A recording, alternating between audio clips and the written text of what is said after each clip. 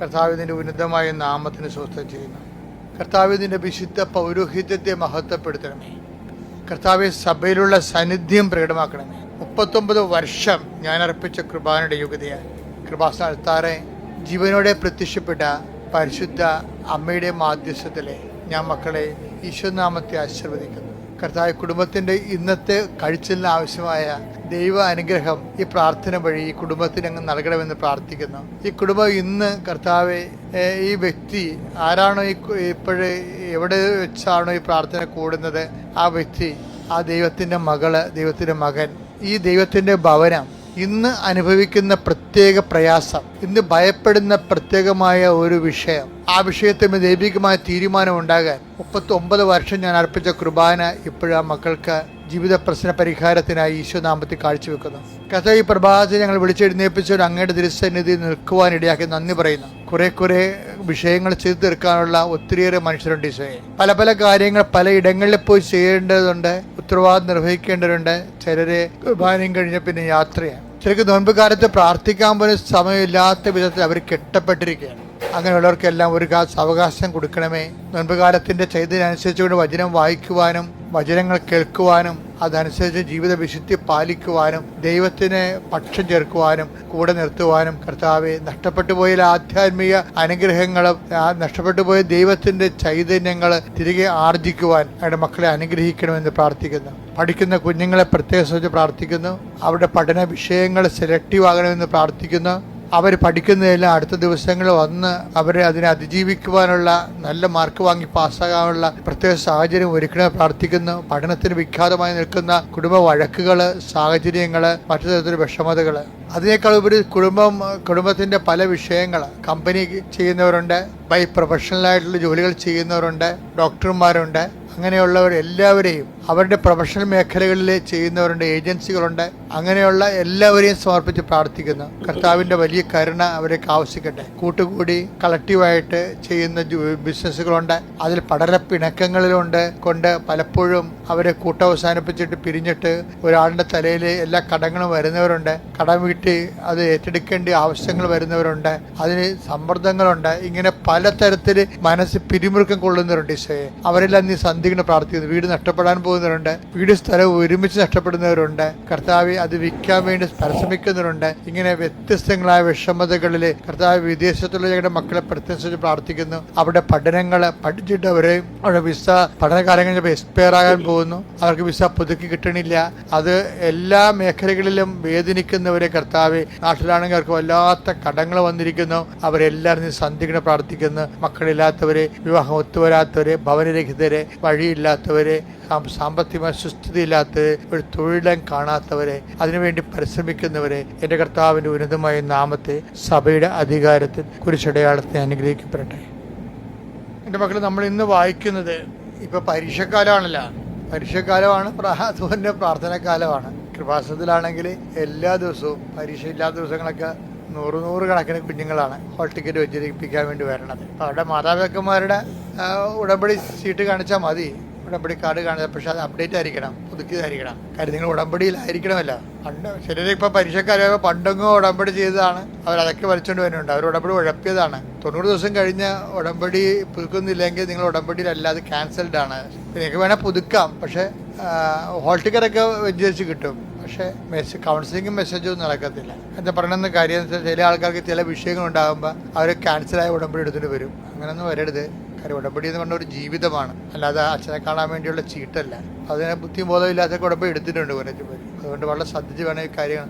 ദൈവത്തോട് നമ്മൾ പരിശുദ്ധ അമ്മയുടെ മാധ്യസ്ഥത്തിൽ ഈശോയോട് ചെയ്യുന്ന കർത്താവിൻ്റെ വചനമനുസരിച്ച് സുവിശേഷ സാക്ഷിയായി ജീവിച്ചോളാവെന്ന് പറഞ്ഞുകൊണ്ട് വചനാധിഷ്ഠമായി ജീവിക്കുന്ന ഒരു ജീവിതക്രമമാണ് ഉടമ്പടി ജീവിതം. അതൊന്ന് ശ്രദ്ധിക്കണം. അതുകൊണ്ട് നമുക്ക് പ്രാർത്ഥനാക്കാലം, പരീക്ഷാക്കാലം പ്രാർത്ഥനാക്കാലമാണെന്ന് പറഞ്ഞാലും ചിലർ പ്രാർത്ഥിച്ചാലും വലിയ ഗുണമൊന്നും ഉണ്ടാകത്തില്ല.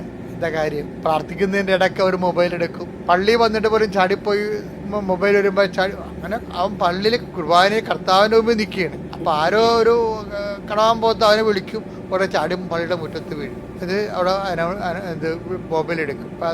അപ്പോൾ അതൊക്കെ വെച്ച് കഴിഞ്ഞാൽ ഗുണത്തെക്കാരെ ദോഷമേ ചെയ്യത്തുള്ളൂ. കാര്യം എന്താ വെച്ചാൽ പ്രശ്നം, നീ വീട്ടിലാണ്ടിരിക്കണമെങ്കിൽ അത്രയും തലവേദന ദൈവത്തിന് കുറേ. എന്താ കാര്യം വെച്ച് കഴിഞ്ഞാൽ മറ്റുള്ളവർ ഉതപ്പിൽ പിടിക്കത്തില്ല. നീ മറ്റുള്ളവർക്ക് ദുർമാതൃകയാണല്ല. അതുകൊണ്ട് ദൈവത്തിന് സാക്ഷിയായിട്ട് ജീവിക്കാൻ നോക്കണം. അത് തമാശ പെട്ടെന്ന് പറഞ്ഞതേ ഉള്ളൂ. ഞാൻ ഇപ്പോൾ പറയാൻ പോണ വിഷയം അതൊന്നുമല്ല. ഐസയ്യയുടെ പുസ്തകം നമ്മൾ വായിക്കാം. ഐസയ്യ 29:8. സിയോൻ പർവ്വതത്തിനെതിരെ യുദ്ധം ചെയ്യുന്ന ശത്രു സമൂഹം ഭക്ഷിക്കുന്നതായി സ്വപ്നം കണ്ടിട്ട് ഉണരുമ്പോൾ വിശക്കുന്നവനെ പോലെയും കുടിക്കുന്നതായി സ്വപ്നം കണ്ടിട്ട് വരണ്ട തൊണ്ടയുമായി ഉണരുന്നവനെ പോലെയും ആകും. ഇതെന്ന് പറയുന്നത് നോൻപ് കാലം എന്നൊക്കെ അറിയാല്ല, ഉപവാസത്തിന്റെയും പ്രാർത്ഥനയുടെയും കാലമാണ്. പക്ഷെ ചില പ്രാർത്ഥനകൾ പാളിപ്പോകുന്നുണ്ട്. പ്രാർത്ഥനയുടെ ഇടയ്ക്ക് ഇതുപോലെ ഞാൻ മുമ്പ് പറഞ്ഞ മൊബൈൽ പോലെയുള്ള സംഭവങ്ങൾ എടുക്കുകയും ഇനി ഒന്നും എടുത്തില്ല പോലെ പലവിചാരം കൊണ്ടിരിക്കുകയും ചെയ്യത്തില്ലേ. അപ്പോൾ അവർ പ്രാർത്ഥിച്ച് കഴിയുമ്പോൾ അവർക്ക് സംഭവിക്കുന്നത് എന്താണ്? ഭക്ഷിക്കുന്നതായിട്ട് സ്വപ്നം കാണും, പക്ഷെ എഴുന്നേൽക്കുമ്പോൾ വിശക്കുമെന്ന്. അതിന് ചില പിള്ളേർക്കുണ്ട്. പഠിക്കുന്നതിൻ്റെ ഇടയ്ക്ക് അവർ റീല് കാണും. പഠിക്കണേ പേര് ഇളിച്ചോണ്ട് കോമഡി കണ്ട് ഇളിച്ചോണ്ടിരിക്കും, പിന്നെയും പഠിക്കും. 1 മണിക്കൂർ കഴിഞ്ഞ് പഠിച്ചു നോക്കുമ്പോൾ ഒന്നും ഓർക്കത്തില്ല. അതാണ് ഈ പറയണത്.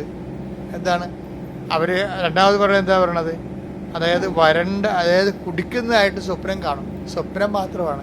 ഈ പല വിചാരത്തോടെ പ്രാർത്ഥിക്കുന്നതും പല കാര്യങ്ങൾ കണ്ടുകൊണ്ട് ഇടയ്ക്ക് പഠിക്കുന്നതും എല്ലാം ശരിക്കും പറഞ്ഞാൽ കുടിക്കുന്നതായിട്ട് സ്വപ്നം കാണുന്നവരാണ്.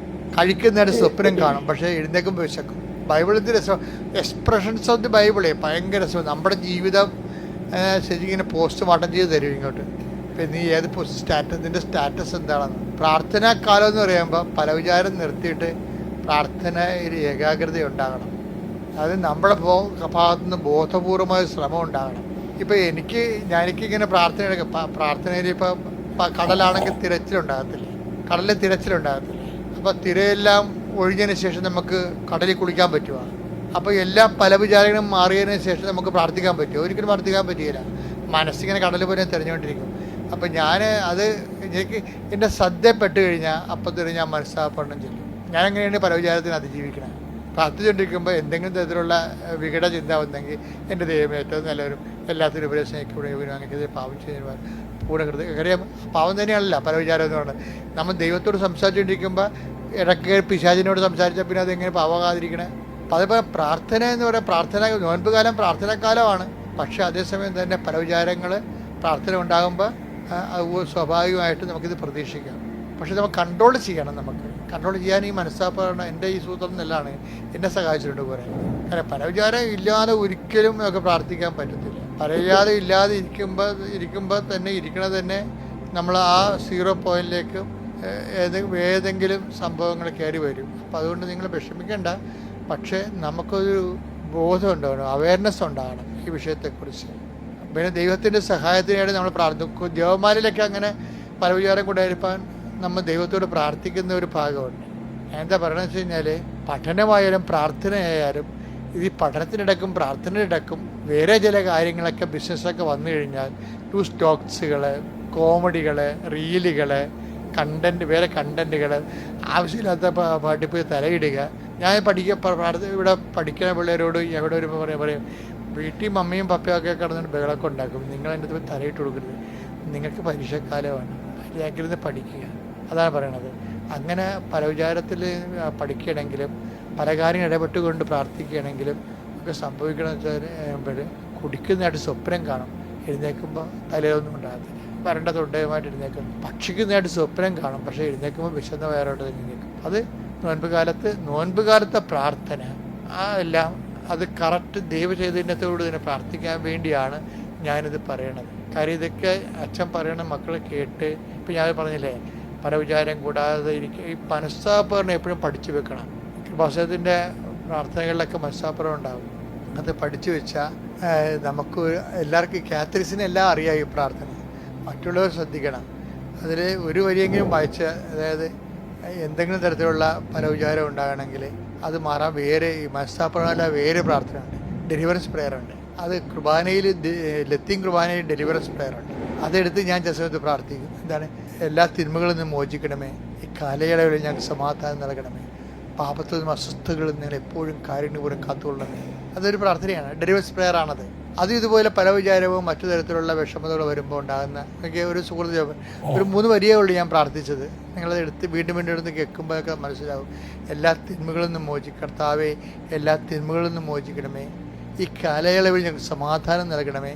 പാപത്തിൽ നിന്നും അസ്വസ്ഥതകളിൽ നിന്നും നിങ്ങളെപ്പോഴും കാരുണ്യപൂർവ്വം കാത്തുകൊള്ളണം. അതിന് ഇംഗ്ലീഷ് വേർഷൻ ഭയങ്കര deliver us lord from the whole evil എന്നാണ്. അപ്പം ഡെലിവറസ് പ്രേയറാണത്. അത് അങ്ങനെ വരുമ്പോൾ അതും ഒരു പ്രാലചാരം കൂടുമ്പോൾ അതും ഒരു പ്രാർത്ഥനയ്ക്ക് മാറ്റണം. പഠനത്തിൻ്റെ ഇടയ്ക്കും ഇതുപോലെ പല വിചാരങ്ങളും ഫോണും മറ്റൊരു സംസാരവും ഒക്കെ വരുമ്പോഴും നിങ്ങൾ പഠനം തുടങ്ങണ മുമ്പ് ഈ പ്രാർത്ഥന 4 വരി പ്രാർത്ഥനകൾ ചെല്ലിട്ട് ഇതെല്ലാം ഫ്രൂട്ട്ഫുള്ളായിട്ട് എടുക്കണം. അപ്പം നിങ്ങൾക്ക് നല്ലൊരു നോൻപ് കാലവും നല്ലൊരു പരീക്ഷക്കാലവും നല്ലൊരു ഇതെല്ലാം കഴിയുമ്പോൾ നമ്മൾ ഒരുമിച്ച് ആത്മീയമായിട്ട് വിജയിക്കും, അതുപോലെ വിദ്യാഭ്യാസമായിട്ട് വിജയിക്കും, ജീവിതപരമായിട്ട് വിജയിക്കും. ദൈവം നിങ്ങളെ അനുഗ്രഹിക്കട്ടെ.